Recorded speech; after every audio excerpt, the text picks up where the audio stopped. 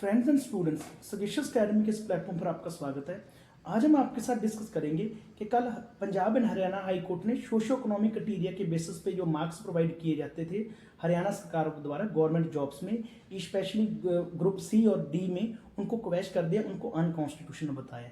हम यहाँ पे डिस्कस करेंगे कि क्या कौन कौन से आर्टिकल्स का हवाला दिया गया है, कौन कौन से प्रोविजंस की बात की गई है Punjab and Haryana high court द्वारा कि ये इन आर्टिकल्स का हनन करते हैं, इसलिए हम इनको अनकॉन्स्टिट्यूशनल प्रोवाइड कर रहे हैं।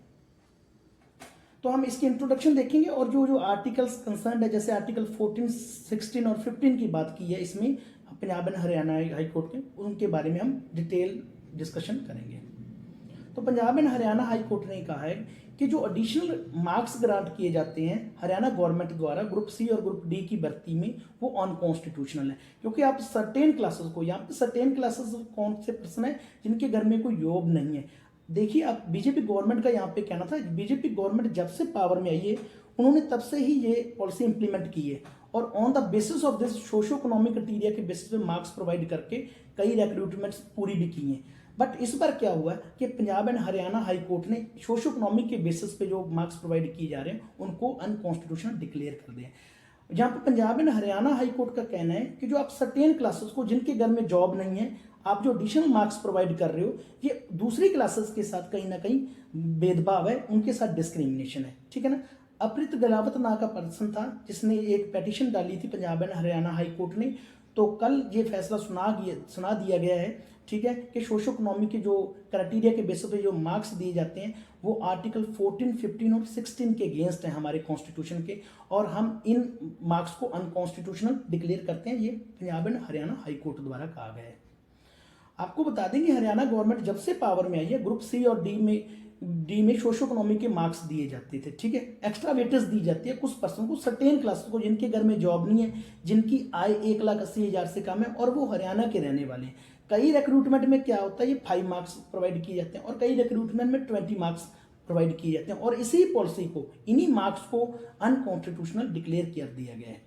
ठीक है, हरियाणा गवर्नमेंट ने जब ये इंट्रोड्यूस की थी पॉलिसी, उनका क्या कहना था कि हम गरीबों को अंत्योदय की भावना से हम प्रोवाइड कर रहे हैं मार्क्स। ठीक है, जिन लोगों की जो आय होगी 1,80,000 से कम होगी और उनके घर में कोई जॉब पे नहीं होगा और वो हरियाणा का रहने वाला होगा, उसी को ही ये मार्क्स प्रोवाइड किए जाएंगे। अदर स्टेट वालों को या अदर यूटी वालों को ये मार्क्स प्रोवाइड नहीं किए जाएंगे। तो पटिशनर्स ने क्या कहा है कि ये जो सोशो इकोनॉमिक के मार्क्स हैं वो आर्बिट्रेरी हैं, अनकॉन्स्टिट्यूशनल और लीगल हैं। आप क्या कर रहे हो, आप एक क्लास को तो एडिशनल मार्क्स दे रहे हो और दूसरी क्लास के साथ आप डिस्क्रिमिनेशन कर रहे हो, जो आर्टिकल 14, 15 और 16 के अगेंस्ट है। हाँ, अगर आप एडिशनल मार्क्स प्रोवाइड करना चाहते हो, तो अगर आप एडिशनल मार्क्स प्रोवाइड करते हो एक सर्टेन क्लास को, तो इससे क्या होगा कि जो हम प्योर मेरिट बेसिस पे डायरेक्ट रिक्रूटमेंट करते हैं वो उसके अगेंस्ट हो जाता है। तो हम प्योर मेरिट के ये अगेंस्ट हो जाता है अगर आप एडिशनल मार्क्स किसी पर्सन को प्रोवाइड कर रहे हो और उसे आगे लेकर आ रहे हो, और जो दूसरा पर्सन है जिसके साथ डिस्क्रिमिनेशन हो रहा है, उसके फंडामेंटल राइट्स का ये हनन है। ये पेटिशनर ने कहा है वहां पर। तो ये क्राइटेरिया क्या है, फर्दर उन्होंने कहा है कि ये जो क्राइटेरिया है ये आर्टिकल 16(2)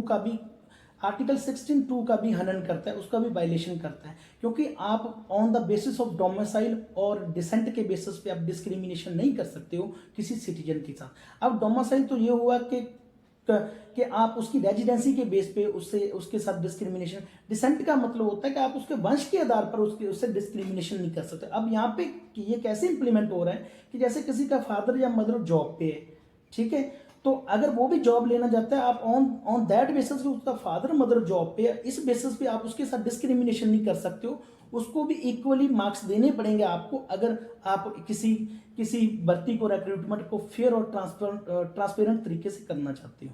ठीक है, और आपको ये भी पता है कि ईडब्ल्यूएस को रिजर्वेशन दिया गया है, बैकवर्ड क्लासेस ओबीसी या शेड्यूल्ड कास्ट को रिजर्वेशन ऑलरेडी प्रोवाइड किया गया है। तो आप एक रिजर्वेशन तो आपने प्रोवाइड कर दिया और फर्दर आप और भी एडिशनल मार्क्स देके फर्दर और डबल रिजर्वेशन देने की बात कर रहे हो।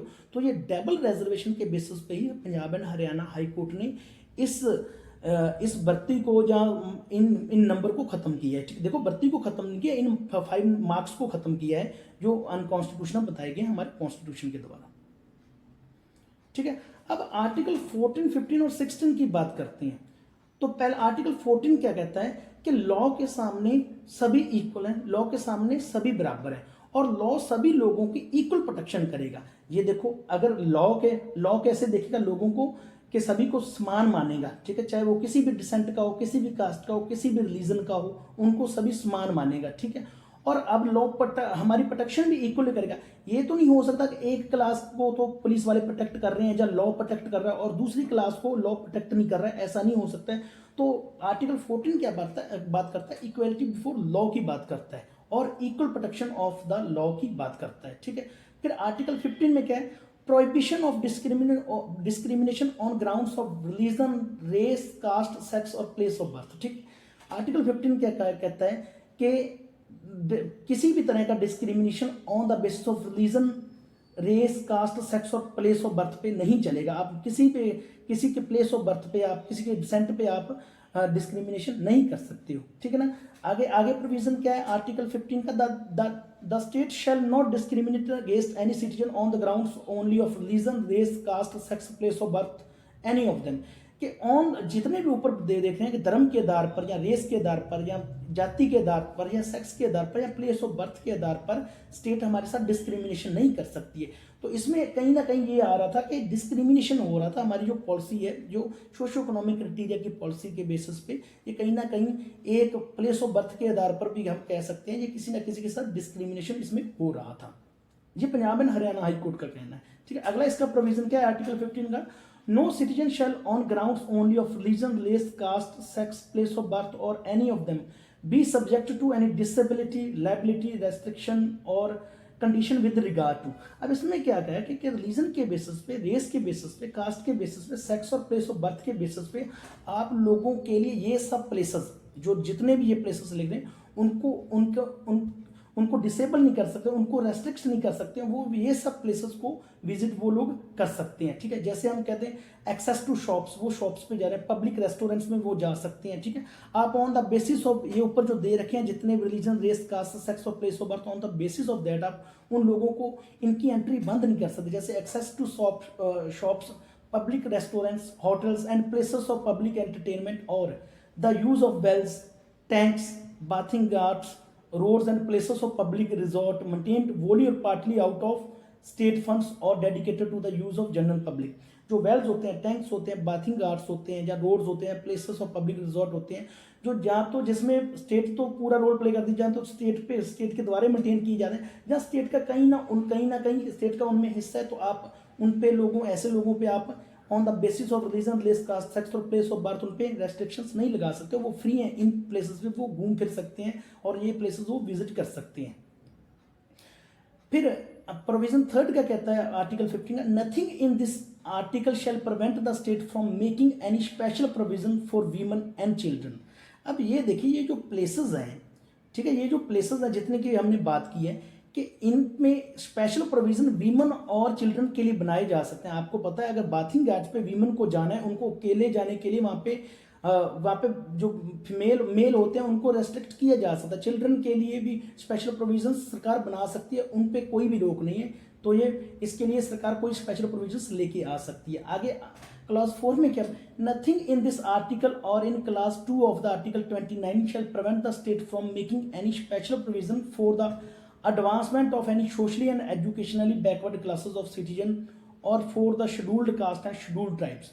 अगर आर्टिकल 15 की बात करेंगे, अगर आपको किसी स्पेशल क्लास की आपको उसकी एडवांसमेंट करनी है जो एजुकेशनली और सोशली बैकवर्ड है, जैसे शेड्यूल्ड का, शेड्यूल्ड ट्राइब, उनके लिए स्पेशल प्रोविजंस बनाए जा सकते हैं आर्टिकल 15 के तहत, उन पे ये रोक नहीं है, ठीक है। अब हम बात करें फिर आर्टिकल क्लॉज 5 की बात कर रहे हैं, नथिंग इन दिस आर्टिकल और in sub clause of clause 1 of the article 19 shall prevent the state from making any special provision by law for the advancement of any socially and educationally backward classes of citizen और for scheduled caste और scheduled tribes in so far as such special provisions relate to their admission to educational institution. अब इसमें ये पहले वाली बात की गई है कि जो स्टेट है, जो पार्लियामेंट है, वो स्पेशल प्रोविजन इनके लिए बना सकती है, शेड्यूल्ड कास्ट के लिए, शेड्यूल्ड ट्राइब के लिए या बैकवर्ड क्लासेस के लिए। अगर उनका एडमिशन कराना है प्राइवेट एजुकेशनल इंस्टीट्यूशन में कराना है या स्टेट रन स्कूल में एडमिशन करवाना है, उनके लिए स्पेशल प्रोविजंस बनाए जा सकते हैं। हाँ, यहाँ पे जो माइनॉरिटी के एजुकेशनल इंस्टीट्यूशंस हैं वो एक्सेप्शन में होंगे, उनके लिए सरकार नहीं बना सकती है ऐसे रूरल रेगुलेशंस। फिर आर्टिकल 16 क्या कहता है? आर्टिकल 16 बात करता है equality of opportunity in matters of public employment, कि जो पब्लिक एम्प्लॉयमेंट होगी, जो सरकारी रोजगार की व्यवस्था होगी, उनमें इक्वलिटी होगी, रोजगार के अवसर प्रोवाइड करने की इक्वलिटी होगी, सभी को समान रूप से अवसर प्रोवाइड किया जाएगा, ठीक है ना। There shall be equality of opportunity for all citizens in matter relating to employment और appointment to any office under the state, ठीक है ना। जो अवसर प्रोवाइड किए जाएंगे, जो रोजगार के अवसर प्रोवाइड किए जाएंगे वो इक्वल होंगे, वो सभी के लिए होंगे। आपने देखा होगा कि अखबारों में अगर कोई भी सरकारी संस्था कोई निकाल रही है रिक्रूटमेंट, तो अखबारों में एक वो देना होता है, नोटिफिकेशन देना होता है, ताकि सभी के पास ये इंफॉर्मेशन पहुंच सके कि किसी पर्टिकुलर डिपार्टमेंट में कोई वैकेंसी आई है। तो सभी के लिए इक्वल अपॉर्चुनिटी प्रोवाइड करने का राइट दिया गया है आर्टिकल 15 में, ठीक है। आगे क्या है? No citizen shall on ground only of religion, race, caste, sex, descent, place of birth, residence और any of them be eligible for और discriminated against in respect of any employment और ऑफिस अंडर द स्टेट। अब यहाँ पे ये बात समझने वाली है भी किसी की पर्सन को कि ये पर्टिकुलर ये पर्सन पर्टिकुलर रेस का है, रिलीजन का है, या कास्ट का, या सेक्स का, या डिसेंट, ये पर्टिकुलर डिसेंट का है, ठीक है, प्लेस ऑफ बर्थ इसका पर्टिकुलर है, या रेजिडेंस इसका पर्टिकुलर, और ऑन इस बेसिस पे आप उसको किसी भी जॉब पर अपॉइंट नहीं कर सकते हो, ठीक है। इस बेसिस पर आप किसी भी पर्सन को अपॉइंट नहीं कर सकते हो, ठीक है। वो सिर्फ एलिजिबिलिटी के बेसिस पर ही अपॉइंट होगा। ऑन द अदर हैंड इसमें और बात भी कही गई है कि इन सब religion, race, caste, sex, descent, place of birth, residence और एनी ऑफ देम, और इसी बेसिस पे आप किसी के साथ डिस्क्रिमिनेशन भी नहीं कर सकते हो, आप किसी पर्सन को अपॉइंट भी नहीं कर सकते ऑन दीज बेसिस, और किसी पर्सन के साथ भेदभाव भी नहीं कर सकते हो इन बेसिस के आधार पर, ठीक है। और ये हमारे आर्टिकल 16 के क्लास 2 में कहा गया है, ठीक है। फिर इसमें क्या, nothing in this article shall prevent parliament from making any law. देखो यहाँ पे क्या किया गया है कि अगर पार्लियामेंट को लग रहा है किसी स्टेट या यूटी में कोई ऐसी वैकेंसी है जिसके लिए जो वहीं के रेजिडेंस के लिए हमें वहीं के रेजिडेंस के लिए रखनी है, वो अपॉइंटमेंट या वो रिक्रूटमेंट उसी वहीं के रेजिडेंस के लिए रखनी है, तो पार्लियामेंट ऐसा कर सकती है, ठीक है। पार्लियामेंट ऐसा कर सकती है, स्टेट ऐसा नहीं कर सकती है, ये बात आपको ध्यान में रखनी है, ठीक है। फिर आगे का क्लॉज 4 में क्या करना, nothing in this article shall prevent the state from making any provision for the reservation of appointments और post in favour of any backward class of citizen which in the opinion of the state is not adequately represented in the services under the state।